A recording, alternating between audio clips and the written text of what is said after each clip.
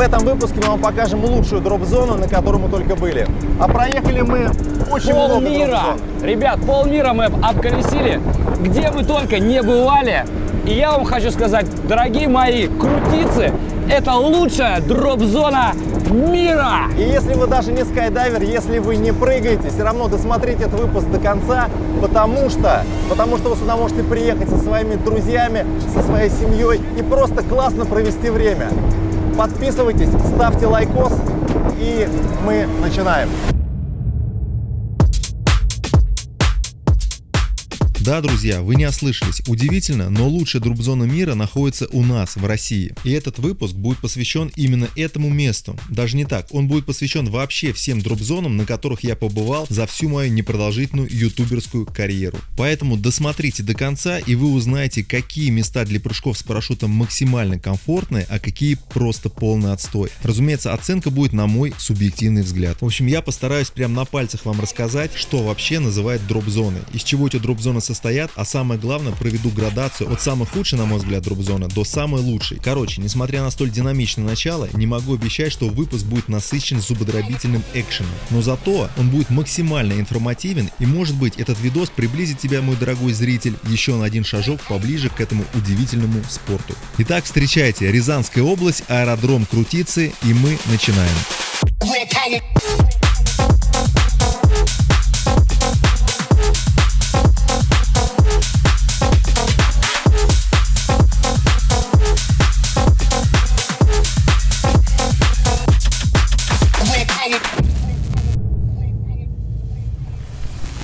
Давайте начну с самого начала. По какой-то неведомой для меня причине я только недавно впервые посетил эту дроп-зону. Для справки отмечу, что находится она вот здесь, в Рязанской области. И добраться сюда можно как на поезде, так и на машине. Ну а мы с Диманом взяли каршер и отправились туда на колесах. Взяли мы отличный автомобиль со встроенной Алисой. Сейчас я покажу, как это работает. Давай, Дим. 当前环境较嘈杂，请再说一遍。 Слюни потекли. Настоящий самурай полностью вложился. 这个问题有点太难了， Смотри, харакири не сделали. 这个问题有点太难了。 В общем, друзья, учите китайский, потому что российский автопром в ближайшие годы будет именно таким. А мне кажется, еще и финансовый рынок, и детские товары. И сразу с ворот эта дроп-зона удивляет своей атмосферой, да и просто красотой, так как такого порядка я не видел абсолютно нигде, а порядок, как всегда, подкупает. Ну согласитесь. Так, ну что, друзья, мы наконец-то добрались до этой легендарной, я бы сказал, дроп-зоны Крутицы. Это стоило того, немного далековато, но вот, пожалуйста, нас встречает аэротруба. Где вы еще увидите на дроп-зоне аэротрубу, Дим? Где? Ну, в Импуре Браво, например. Импурия Браво, да. Импурия Браво, там действительно есть аэротруба, но Испания далеко, а Крутицы намного ближе. Хоть и не так просто добраться, но, ребят, это стоит того точно. Дим, возьми, пожалуйста, вот эту бандуру, потому что Не нажимай. Так, Ладно, сейчас давай. я вот разверну ее. Друзья, пойдемте, я вам сейчас покажу, что вообще здесь есть.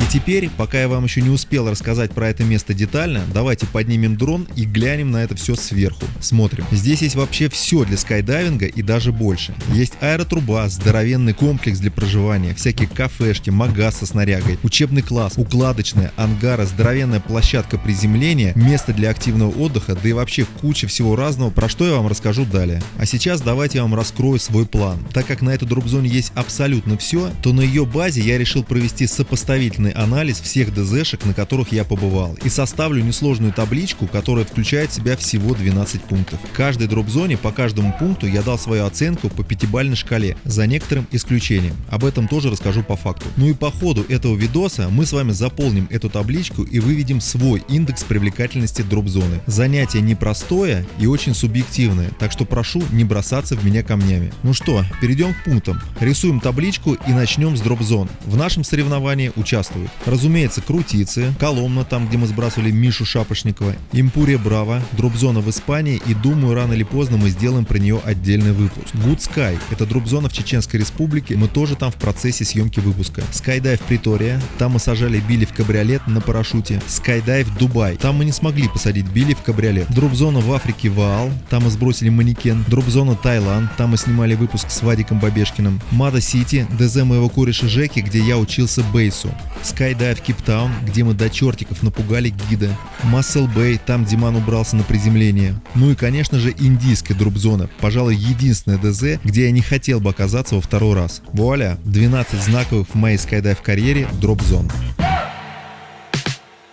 Теперь расскажу про пункты, по которым я это все буду оценивать. Их тоже 12 штук. Перечисляю. Первый пункт – проживание. Пункт очень важный, но не везде присутствует. Справедливо отметить, что сюда я буду включать жилье, которое находится либо на самой дроп-зоне, либо в пешей от нее доступности. Второй пункт – площадка приземления. Краеугольный камень в мире скайдайва. Сами понимаете, идеальная площадка – это мягкий зеленый газон. Про отстойные площадки я тоже обязательно расскажу. Третий пункт – питание. А именно наличие ресторана, кафе или хотя бы какого-нибудь ларька на дроп-зоне. Пункт очень важный, потому что после неба хочется хорошенько покушать. Четвертый пункт – досуг. Возможность дроп-зоны скрасить твое времяпрепровождение, ведь погода не всегда бывает прыгабельная. Пятый пункт – клиентоориентированность. Этот пункт характеризует подход руководства к рядовым скайдайверам вроде меня. Где-то отношение отличное, а где-то, не очень. Шестой пункт – укладка парашюта. Этот момент касается общего спокойствия и доверия к укладчикам. Уж поверьте, мы видели таких укладчиков, что им не очень хотелось бы доверять свой парашют. Седьмой пункт – авиапарк. Здесь все понятно. Этот пункт про самолеты, вертолеты, воздушные шары, в общем, все, что тебя может поднять над дроп-зоной. Восьмой пункт – пейзаж. Это именно та картинка, которую мы видим на высоте и на приземлении. Пункт довольно субъективный, но немного разобравшись, мы поняли, где вообще есть абсолютная красота, а где мрак. Девятый пункт – высота отделения. Если проще, высота, с которой тебя сбрасывает самолет. Разумеется, чем выше, тем лучше. Десятый – ценник. Но здесь понятно, где-то дороже, где-то дешевле, но мы здесь будем учитывать соотношение ценника к качеству предоставляемых услуг. 11 пункт – безопасность. Это пункт, в рамках которого я оцениваю уровень правил и техники безопасности дроп-зоны. Разумеется, это мое общее впечатление по уровню доверия. Ну и 12 пункт. Сначала мы решили обозначить его как доступность, но этот пункт потом заменили на наличие аэротрубы на дроп-зоне, потому что термин доступность очень субъективный. Одна и та же дроп-зона для кого-то может быть близко, а для кого-то далеко. Ну а за трубу мы плюсуем 1 балл. Ну и перед тем, как мы начинаем оценивать все эти дроп-зоны, я вам хочу напомнить про свою телегу, куда я выкладываю все, что не могу показать вам тут. Также там есть все саундтреки, которые мы так тщательно подбираем для наших видосов, ну и там же мы с вами можем пообщаться. Ссылку я оставил под этим видео. Короче, друзья, все очень комфортно.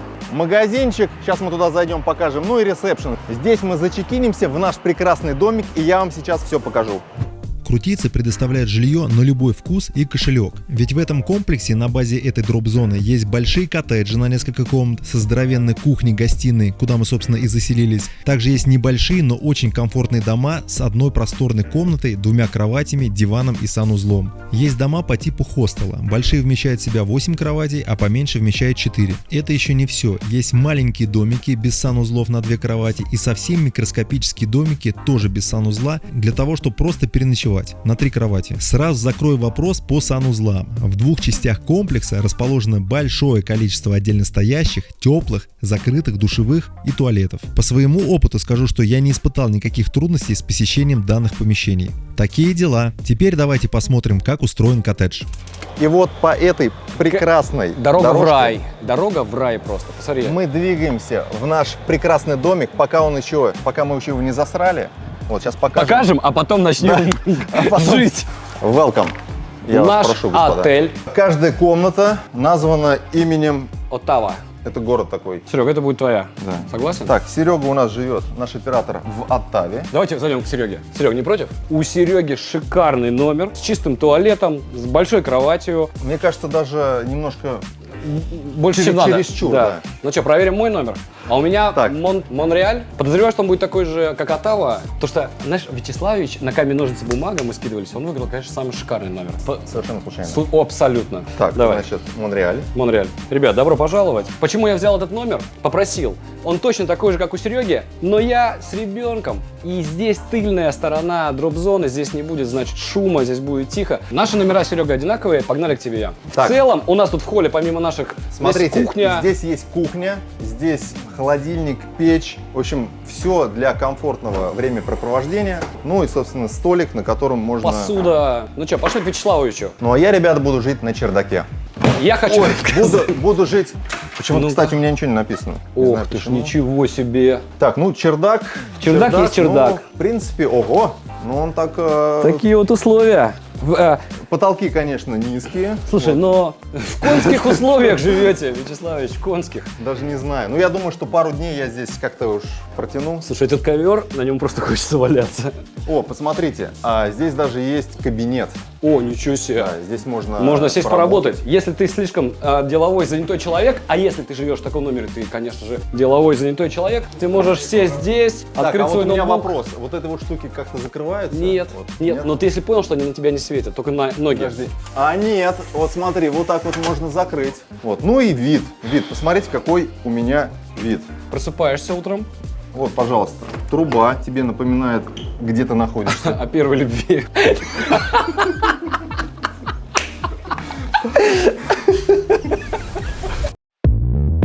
Ну что, после такой блестящей юморески от Дмитрия Юрьевича предлагаю заполнить табличку. Расставлю колы дроп-зонам, где даже нет намека на жилье. Двойки, где жилье находится ну очень далеко. Тройки в 10 минутах езды. Четверки туда, где оно есть, ну скажем, не очень. Ну и пятерки поставлю тем дроп-зонам, где жилье просто огонь. Ну а теперь давайте перейдем к следующему пункту. Обычная дорога утром из домика в ангар, где начинаются прыжки, всегда проходит через ресторан, где все люди обычно завтракают. А вот она, беседочка, А смотри, вот какая какая-то замечательная. беседка. Да, но сейчас она, я так понимаю, кем-то арендована, но там люди чилят, жарят шашлыки, в общем, всяческим образом отдыхают, расслабляются, получают позитивные эмоции. Вот этот ресторан, он имеет большую, огромную веранду, много столиков, можно пообедать, позавтракать, поужинать. Что, пойдем через Так, Серёж, рестик? давай, держи ее, потому что я не знаю, как этой штукой управлять. Давай, милая, пробегай. Надо дать должное апгрейду ресторана внутри. Можно ходить и каждый отдельный элемент снимать. Вот пойдем, посмотришь. А? Ребят, даже Сбербанк сюда банкомат притаранил. Но самый весь движ здесь, конечно, начинается вечером. После прыжков здесь очень весело. Вот, пожалуйста, Дмитрий Юрьевич. Здравия желаю. Лицензия на прыжки имеется? Предъявите. Я предлагаю заказать по кофейку, И потом пойдем дальше. и потом мы пойдем на манифест, запишемся и пойдем в первый сегодняшний взлет. Ну да-да-да. Касаемо общепита, с крутицами вряд ли какая-то дроп-зона сможет конкурировать, потому что на ней есть вот такая офигенная кафешка, есть дополнительный лаунж-площадка со всякими кальянами и прохладительными напитками. И еще есть вагончик с фастфудом. В общем, есть из чего выбрать, что для других дроп-зон вообще непозволительная роскошь. Вообще, с общепитом на дроп-зонах дела обстоят немного туговато. Выделить могу разве что дроп-зону в Таиланде, потому что кафешка там была тоже вполне себе приятная, ну и Импурию в Испании. Расставляем оценки. Колы ставлю местам, в которых вообще нечего поесть. Двойки там, где хотя бы могут тебе кофе налить. Тройки тем, кто может тебе с кофе предложить бутерброд. Четверки тем, у кого есть полноценное кафе, но не блестящее. Ну или там, где есть столовая. Ну и пятерки тем, кто тебя сможет качественно, вкусно и красиво накормить. Ну что, сейчас мы дадим систему переложиться, узнаем, что со взлетами. Наверное, что, немножко расскажем про ангар. Вот Ребят, смотри, какой интересно? здесь электрокар. Весь Да? движ происходит в ангаре. Да, здесь укладочный, здесь и манифест находится. Что это Ух такое? ты, смотри какой, а? Реноха. Красавчик. Пацаны, привет. Здорово, братья. Что ты? Здорово, сенсей. Здорово. Здравствуйте. Здравствуйте. Короче, нам нужно сейчас, наверное, знаешь что, типа записаться во взлет, нам нужен час минимум. Сколько бортов сейчас? 3 борта работают. 3 борта. 3 Слушай, борта а её работают. зовут Катя. Я пошел договариваться по поводу того, чтобы мне прицепили парашют, потом мы пойдем выпьем кофе, а потом пойдем уже во взлет. Супер комфортно. Хлопнешь? Давай. Теперь касаемо укладки парашюта. Происходит она вот на таких мягких укладочных площадках. Здесь все ходят босиком на мягких матах или на брезентах. В Индии вон вообще они постелили ковры. Соответственно, чем больше и чище укладочная, тем лучше. На больших и крутых дроп-зонах, как правило, укладкой занимаются профессионалы, которые в день их укладывают штук по 100. Пункт очень близок к вопросу безопасности, потому что если укладчики раздолбают, то они могут заболтаться друг с другом и неправильно тебе его уложить. Такие ошибки приводят в лучшем случае к закруткам. Диман вон попал в Таиланде на такого укладчика. Также неприятной проблемой может послужить некомпетентность укладчика, который совсем недавно начал работать и совершает дурацкие ошибки. Я попал на такого укладчика в Индии. Он не расколлапсировал мне медузу, а эта проблема чревата страшными последствиями. Вот такие дела. Касаемо оценок за укладку, получают пятерки все, кроме 4 дроп-зон. Ваал получает 2, потому что я видел, как они укладывают, и прыгать с таким прям страшно. Тайская ДЗ, потому что после укладки Диман отцепился. Кейптаун получает кол, потому что укладчик там был в щи. А индийская ДЗ, потому что не расколлапсировали мне медузу. Ну что, тут мы разобрались, переходим к авиапарку. Что касается летательных аппаратов, крутиться это вообще number one. Только представьте, вы тут можете сигануть с Элки 410, турбофиниста, Ан-2 это тот, который кукурузник, и моего любимого Ан-28, у которого выход сзади. Также тут есть вертолеты, воздушные шары, и я видел даже пару учебных истребителей. Все они чистые, красивые и обслуженные. Короче, абсолютно внушают доверие. Ну а чтобы далеко не ходить, Дим как раз встретил своих классных студентов-скайдайверов. Мы сейчас с ними рванем с Ан-28, а потом с турбофиниста. Ну и заодно посмотрим на местный пейзаж, который открывается во время прыга, и на площадку приземления. Что, крутиться? Мы с Андреем Вячеславовичем в составе, в команде моих самых близких друзей скайдайверов. Ребят, добро пожаловать на канал. Такой был план. В тесноте да не в обиде.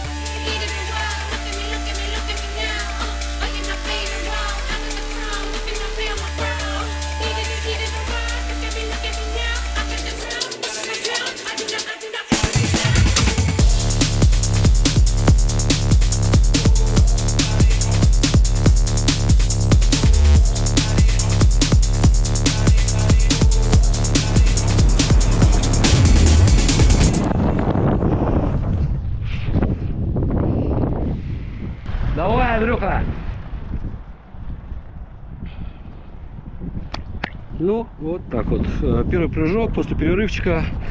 Волнительно, тревожно, сумбурно. Но главное, хорошая компания. Это раз. Со старыми товарищами. Это два.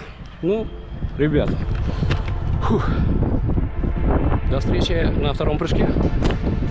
Разбираемся с оценками. Крутицы, как и все ДЗшки, где есть более чем один классный самолет в парке, получают пятаки. Разумеется, мой топ — это крутицы. 4, если борт классный, но всего один. Например, офигенный Кодиак в Тае. 3 за один борт, который хоть и турбо, но так себе. Как Angel, например, у дедов Вали. 2 за Цесну, который хоть и за полчаса, но поднимает тебя до нужной высоты. Ну и кол, если это еле живая Цесна, на которой реально страшно подниматься. Определенно, это Индия. Теперь поговорим про высоту отделения. Максимальная была в Muscle Bay. Это чуть больше 4,5 километра, и эта дроп-зона мой фаворит по высоте. Крутицы и Коломна скидываюсь с 4200 метров, что в целом вполне себе хватает. Поэтому пятерки я поставил всем ДЗшкам, где дроп происходит с более чем 4 километров. Тройки поставил Притории и Ваалу. На них есть вменяемые турбовинтовые самолеты, которые очень быстро тебя доставят до точки выброски, но на высоту не более 3,5 километров. Что, конечно, маловато, но это обусловлено чрезмерной высотой самого аэродрома. В Кейпе Мазер-Сити слабенькая Цесна, которая очень долго будет тебя поднимать до точки выброски. Обычно высота не превышает 3500 метров. Ну и кол опять получает Индия, потому что нас скидывали вообще с 2,5 километров, а поднимались мы туда целую вечность. Касаемо пейзажей. Было сложно, но я справился. Пятаки получают все дроп-зоны, где ты летишь с видом на океан. Мой фаворит это, пожалуй, Импория Браво. Четверки за просто красивый и интересный пейзаж, но без океана. Тройки, где обычный, ничем не выдающийся вид, например, Притория и Ваал. А кол получила Индия, потому что, во-первых, там особо не на что любоваться, так еще и из-за смога ни хрена не видно. Максимально субъективный пункт, но я попытался аргументировать свой выбор как смог. Переходим к площадкам приземления. Начну от худших к лучшим. Худшая, на мой взгляд, была в Кейптауне. Это небольшой пятачок с песком и камнями, а вокруг кусты и ангары. Определенно кол. Но иногда они могут тебя скинуть над пляжем, где приземление прямо на берег океана. Вот это очень круто. Но все равно кол. Двойка уезжает в Muscle Bay за ее неухоженную площадку с камнями и торчащими из земли трубами. Тройку получил Таиланд. Площадка хоть и небольшая, окружена болотами и где, возможно, тебя поджидают крокодилы, но зато зеленый, ровный и мягкий газон. Четверка, там где хороший, мягкий и ухоженный газон, но все равно необходимо прям целиться. Ну и пятерки, там где целые посадочные поля из газона. Крутики, конечно, хорошо, но мой фаворит это Коломна. Думаю, со мной все согласятся. Больше и безопаснее площадки приземления я пока нигде не встречал. Это просто гектары мягкой зеленой пушистой травки. Тут даже новичку промахнуться нереально, хотя кто-то скажет, что и такие умельцы бывали. С этими пунктами вроде разобрались, продолжаем наш выпуск.